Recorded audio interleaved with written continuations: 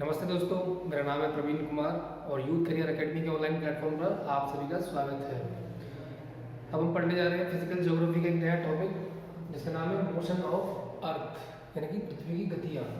पृथ्वी हमारी कौन कौन सी गतियाँ करती हैं, इसके बारे में हम आज सीखेंगे, जो कि हमारे एग्जाम्स में काफ़ी इंपॉर्टेंट रोल प्ले करता है।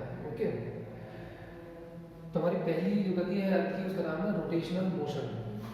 रोटेशनल मोशन का अर्थ क्या है कि अर्थ जो है वो अपनी एक्सिस के अराउंड अपनी जगह पर ही गोल गोल घूमती है, रेवोल्यूशन करती है। रेवोल्यूशन तो उसको हम क्या कहते हैं, रोटेशनल मोशन ऑफ अर्थ। जब अर्थ अपनी एक्सिस के अराउंड रोटेट करती है या रिवॉल्व करती है तो वो क्या है, अर्थ की रोटेशनल मोशन है। और इस रोटेशन में जो एक साइकिल है उसको पूरा करने में हमारी अर्थ को लगते हैं लगभग 24 घंटे। ठीक है, डायरेक्शन ऑफ रोटेशन वो क्या रहती है, वेस्ट टू ईस्ट। अब इसको हम जरा समझें कि कैसे काम करता है ये। जैसे हमारा ये अर्थ है, ये है इसकी एक्सिस, इसके बीचों बीच, तो ये रोटेशन होगा वेस्ट टू ईस्ट, यानी कि यू, इस तरह से होता है। और वो भी अपनी एक्सिस के अराउंड, ये उसकी एक्सिस है अर्थ की, और इस तरह से रोटेशन वेस्ट टू ईस्ट होता है। और इसमें लगते हैं हमारे अर्थ को 24 आवर्स। अच्छा, इस रोटेशन की वजह से होता क्या है, हमारी अर्थ की सरफेस पर या अर्थ पर हमें डे और नाइट देखने को मिलते हैं। अगर अर्थ रोटेट ना कर रही होती तो डे और नाइट नहीं होते, या तो फिर डे और डे होता या नाइट और नाइट होती। अच्छा, अर्थ की जो रोटेशन होती है उसकी वजह से फोर्स पैदा होता है, उसको बोलते हैं कोरियोलिस फोर्स। और ये जो कोरियोलिस फोर्स है ये हमारे एटमॉस्फेरिक सर्कुलेशन, यानी कि जो विंड्स जोन है उनमें उनको बनाने में इसका काफ़ी रोल है।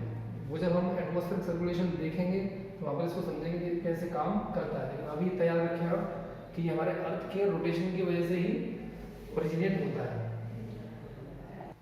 तो यहाँ पर हमारा रोटेशनल मोशन है अर्थ का, कंप्लीट होता है।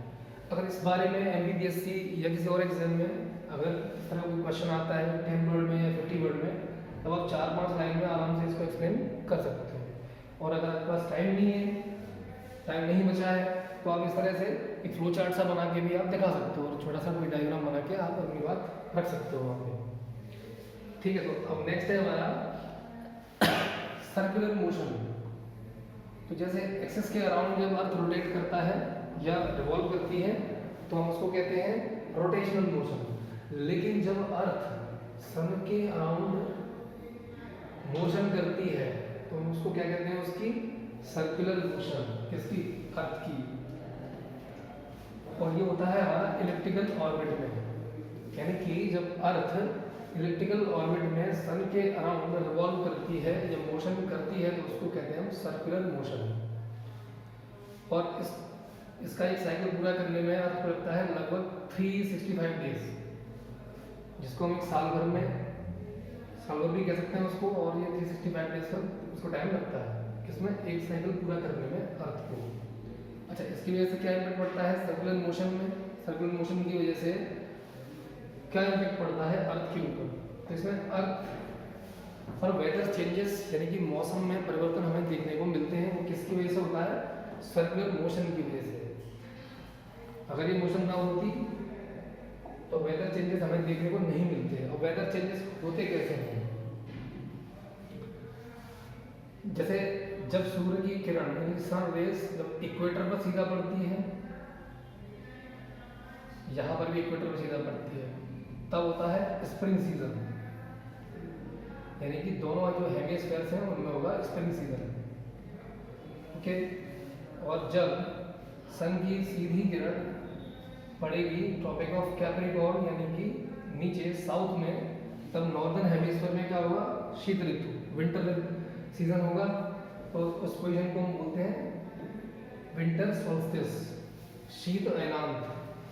और जब सनराइज कर्क रेखा ट्रॉपिक ऑफ कैंसर पर सीधा पड़ती है तो नॉर्दर्न हेमिस्फीयर में क्या होगा, ग्रीष्म ऋतु देखने को मिलती है, यानी कि उसको बोलते हैं हम समर सोल्स्टिस, यानी कि ग्रीष्म अयनांत।